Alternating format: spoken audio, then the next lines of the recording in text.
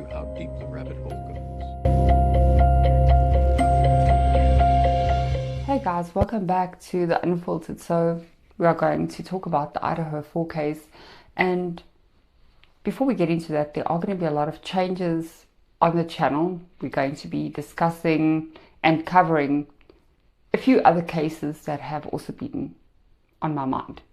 But when you look at this case, I mean, I don't think that many people would disagree about the fact that nothing at all seems to add up.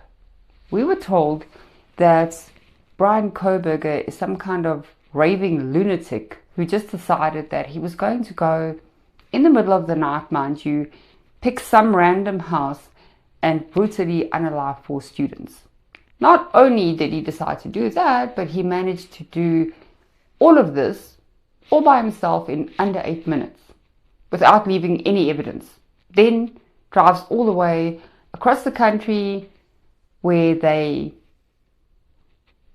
identified his vehicle before he went and never questioned him. So all of this happened with no motive, no connection to these victims, and in the end, Brian ends up pleading guilty. So we're left with a lot of questions in a town full of people that look suspicious. From the roommates that are surviving, supposedly, family members, law enforcement.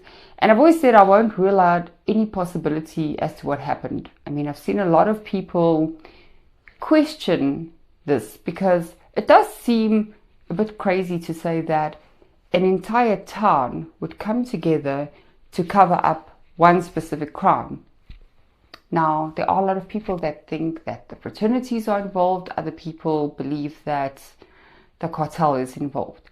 And for me, I'm going to say that both of these things can be true at the same time. I did do a live chat with Rashid Dossett a while back. I'm going to summarize that video. So this is the first video, and I'll link him in the description. If you're not into this kind of thing, then please skip ahead. But I think there are so many people that are left with way more questions as to what really happened, what is really going on.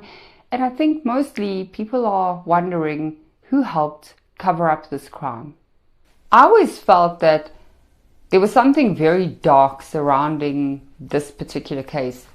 And the only thing that makes sense is a sympathy ritual. So I do believe that there were real victims involved. And you have to remember that before this Idaho Four case, Moscow was basically a little town that nobody had ever heard of. I did do a video before about the University of Idaho. So they were involved in quite a bit of scandal. There was quite a few lawsuits and allegations of discrimination against the university. Even a group of students that filed a federal lawsuit against the University of Idaho. They alleged discrimination from fellow students and faculty members. So it was quite a scandal. And they said that the school failed to adequately address things like harassment and safety concerns, whatnot. Now, another report noted that there were lawsuits alleging a hostile environment. So a lot of students left because of being mistreated. So there was also this whole financial controversy because remember, the university spent over $17 million on that failed attempt to acquire the University of Phoenix. And then in 2020, there were these anti-mask protests. I don't disagree with that at all, but apparently members of a local church even helped organize these demonstrations. Now, although Moscow is often described as a very friendly town where kids can walk around and they have all these art and cultural events, some historians have said that Moscow has a very complex history with past exclusion of minority groups. I'm not going to get into that, but there have been a lot of online debates about influential religious groups and how these groups interact with the community. So people have said that churches are overly dominant. Now, I'm not saying that this happens every day or in everyday life, but you have this town that struggles with a lot of economic pressures.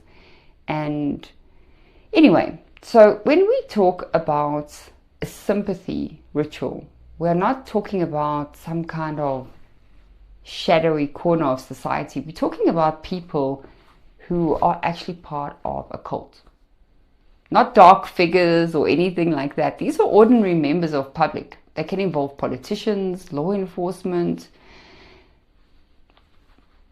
and they're often tangled together in ways that most people cannot even comprehend. So what exactly is a cult? It's a group of people that are bound socially by deviant and unorthodox beliefs, and they're driven by an almost hypnotic and blind devotion to some charismatic leader or object or even an idea.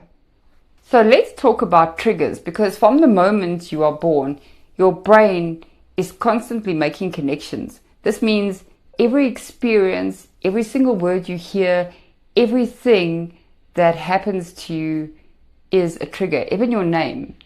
And the thing is, triggers are not always a bad thing. They're your brain's way of remembering certain patterns. But rituals are very different. In a ritual, these triggers are not random. They're basically designed, and they're designed to create a long-lasting response in your nervous system. And the thing is that your brain can't always tell whether something actually happened to you or if it happened to somebody else. So that reminds you of somebody, of course. Not every bad thing is a ritual. If it's not part of a tragedy or a designated pattern, it might just be a normal occurrence. But when your nervous system keeps reacting to the same traumatic event over and over, it creates something called trauma bonding. And when you have a whole group of people that is going through the same trauma, experiencing the same trigger, then these bonds are shared, even if it's been artificially induced. Now, rituals are not just always about trauma. They're decorated with parties, festivals, and it's all designed to make this ritual feel comfortable or even enjoyable. Make the best of your life. If you're going to be an asshole, apologize. Be a hedonist with responsibility. What does hedonist mean? If you want to have sexual freedom, if you want to party on the weekends, you want to be a weekend warrior, you go do that. But get to your actual life too, right? And because it's comfortable, it can mask the trauma that's going on, and it makes people more willing to participate. Now, there's always some kind of reward for this, because if there wasn't a reward, then nobody would even fall for it. So rituals can happen in communities, in societies, in small groups, or even in big events. It's kind of like a guiding behavior where it creates patterns, and the way it's presented makes people focus more on the reward, not the discomfort of the trauma itself. So circling back to this cult, I said that a wide variety of people are involved in this. And when you look at cults historically, they can be seen as a continuation of ancient priestly classes. These are groups of people that were completely normal at that time, and they held a lot of authority, even over kings, emperors, and these priests were not just spiritual leaders, they were also political. They influenced society at very high levels. But after Christianity spread across Europe, what happened is that many of these classes kind of went underground, and they continued their practices in secret. Over time, some of these underground groups became intertwined with what we now know as a part of the criminal world. And today, they operate under the pretense of Christianity. It's quite disgusting. But they use religious organizations and charities, those kind of things, to cover and conceal what they're really doing. And they have networks of corrupt people all over society. So this would include, as I mentioned before, police officers, judges, pastors, professors, and even university officials. So these people are either complicit and under their influence. It runs a lot deeper than what most people realize. Like I said, it's not some dark ritual, but within a cult you have warlocks who basically act as handlers for an operation. Then you have your wizards, and these are the people who actually discuss and plan the ritual. It's quite disgusting because these people decide on which people are going to be their victims, and they even decide the method in which these victims are going to lose their life. But before I get into that, you also have people that are basically just helping out because they believe in the mission. This means that they don't believe in the ritual that's about to happen, but they are part of it in some way. In the 19th century, fraternities were introduced in the United States and Western Europe. One of the deities they worshipped was Ganama. Now, Ganama was a model for basically an older male and a younger boy relationship, if you get what I'm saying. And I really hate to talk about it, but he was this deity, and they continue to worship this right into the Middle Ages. Now today it's changed, and it's often associated with Baphomet, which is depicted as a goat-like figure. And I mean, quite revolting and disturbing. The idea in this kind of worship is that Baphomet is seen as a teacher with young boys trusting in him. So fraternities are a tool for these kind of groups. And the underlying idea in this kind of worship is that you have the strong teacher that is demonstrating these young boys trusting in them. And they often target college students in that age range, people from universities, and sometimes they even target youngsters that are in their last years of high school because they are way more impressionable. Fraternities are a part of something that is generational. They have all these secret rituals that are passed down. And this means that maybe the father or the grandfather has been part of a fraternity. And this happens especially when you look at pledging in rituals. It's a way that they keep secrets. And these secrets are passed down from grandfather to father to the student that is now in the fraternity. So after any shocking event or ritual, especially one like this that captures the world's attention, you have people trying to process what really happened. And initially they have shock. And this shock slows people down mentally, and it leaves them very vulnerable. And they actually start to search for some kind of an answer. But remember, there's already a narrative that has taken over. And it's a lot different from the past, where news has to travel very slowly through printed newspapers or things like word of mouth. Today, you have mainstream media and you have YouTube channels. So people don't just read a story once. They see something, they share it, they react to it, and this cycle basically keeps the shock alive, and it keeps people's attention.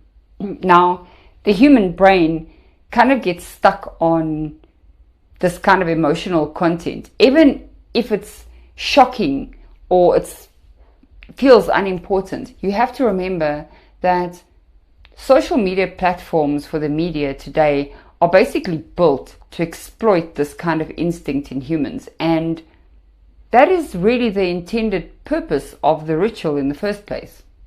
So a case like this comes across as a common tragedy, But the ritual itself would have been premeditated for months, if not years, before this crime even happened. And the whole purpose of that is to trigger sympathy into the population, which we see happened worldwide. And the intention is that this story must be spread immediately after it happened. It can also happen in stages, but you also see something else. The address, 1122 King Road. It's also symbolic.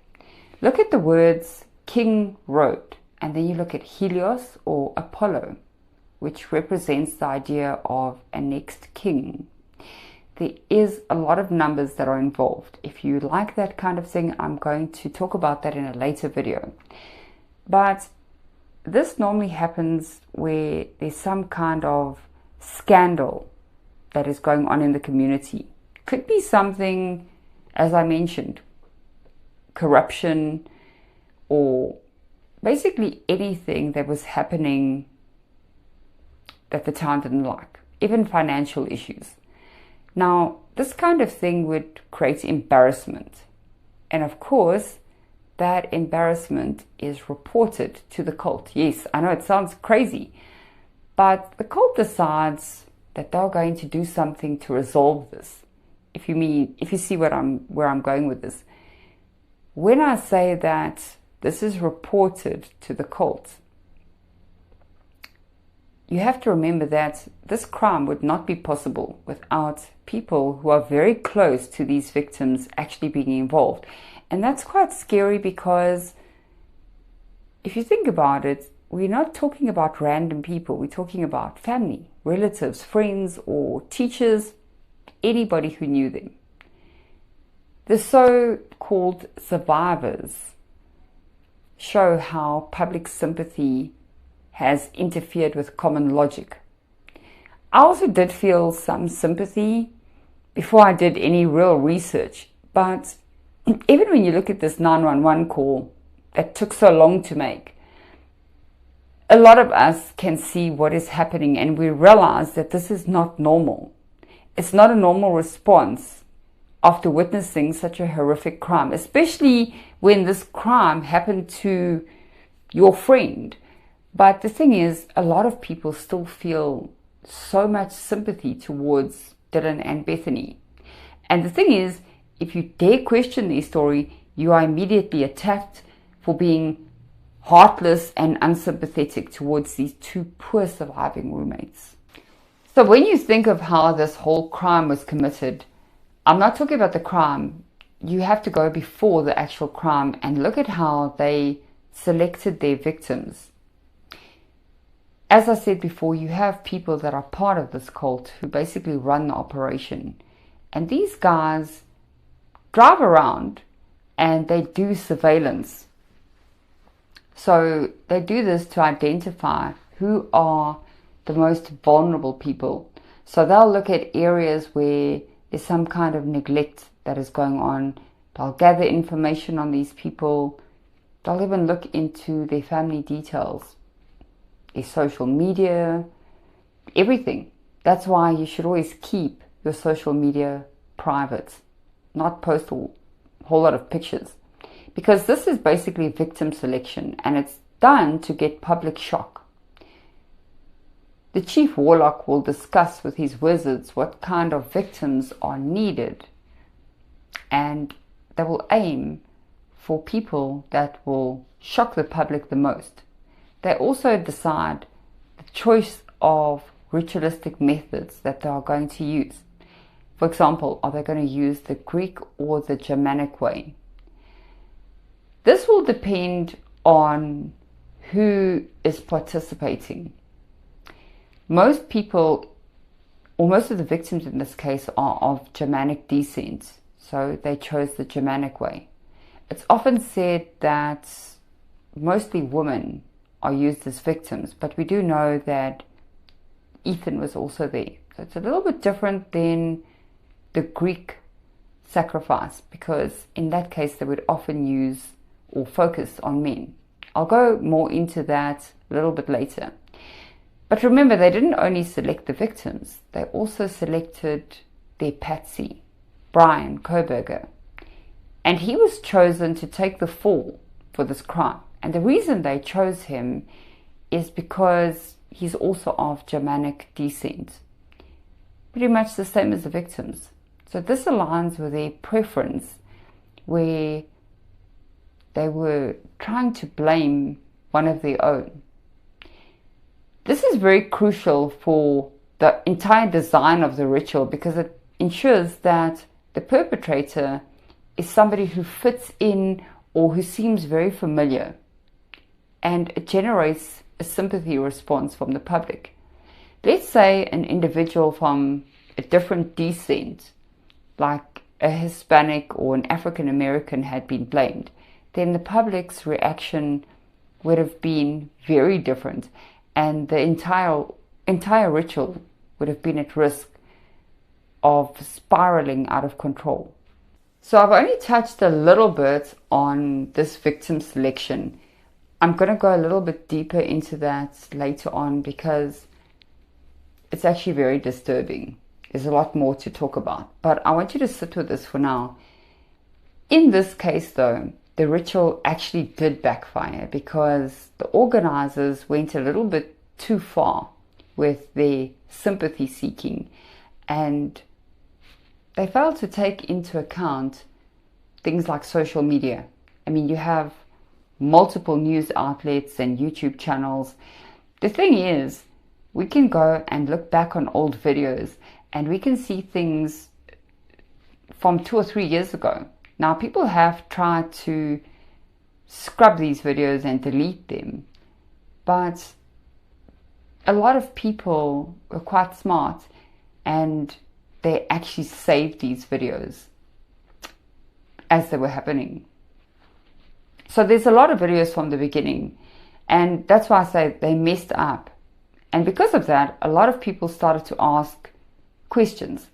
And the thing is, these cults basically perform these rituals, but they're a bit outdated because they've always operated on tradition, and they haven't really updated their methods for the modern era that we live in. I don't think these guys anticipated that social media would give the public the ability to question as many things as they did and expose all these little inconsistencies. This is exactly why I say this was sloppy. It's actually quite embarrassing. One of the most obvious ways that they messed up was demolishing that house. It's actually so blatant. I mean, these people are so evil, but there is something else that I want to point out. All the victims' families were basically pushed aside from the very beginning. I mean, we hardly ever heard anything from some of the families. The orchestrators of this ritual, along with big media outlets and channels, intentionally focused their attention on Steve Gonsalves and his family. And this is because they wanted to create the image of a grieving father. So all the attention was really put on him. And we've seen a lot of this happening. Steve and his wife, Christy, have been appearing on every channel. And the media has basically allowed it, despite the fact that he said that he wanted to grieve in peace. This is exactly what these organizers wanted to happen. Remember, I said that there are people who just go along, but they are not really part of this cult, but they do believe in the mission. Now, you have to ask yourself, look at all these leaks that have come out. Was it intentional? All these bits of information. That's why I said I believe that not everybody who is involved in this sympathy ritual was okay with what happened or with what they did. We could go on and on about these leaks, but I think the reason this happened is because the people were not okay with it. And also, it keeps happening because people don't question it. They just go along with whatever's said. There's a lot more I want to talk about regarding this video. We'll go into deeper things. There's a lot of patterns that are simply not a coincidence. Every single number, every date, every detail is carefully used to manipulate the public's perception and to generate a lot of sympathy. I will go and break it all down in a separate video. But remember, all of this is done deliberately so that nobody, and I mean nobody, would question what was going on. If you think about it, the intentional use of specific dates, times, and numbers all connected to this tragedy is quite shocking. We are also going to look at some other cases, as I mentioned. Before I close, you have to understand something about a cult. If you ask yourself whether they're going to try and eliminate everybody, the answer is probably no. Most of the time, these people are very selective. They choose very specific victims who fit into their plan and the symbolism of the ritual. And the goal is always to shock people or to control or manipulate the situation. So it's not total destruction. And they'll often leave people alive as a witness or because that person is useful to what they are trying to achieve. So if you do have any suggestions or things that you would like me to cover, please don't forget that there is a mail in the description. I'm going to try and go live soon so we can discuss more personally. I definitely do want to hear from you. But until next time, stay safe.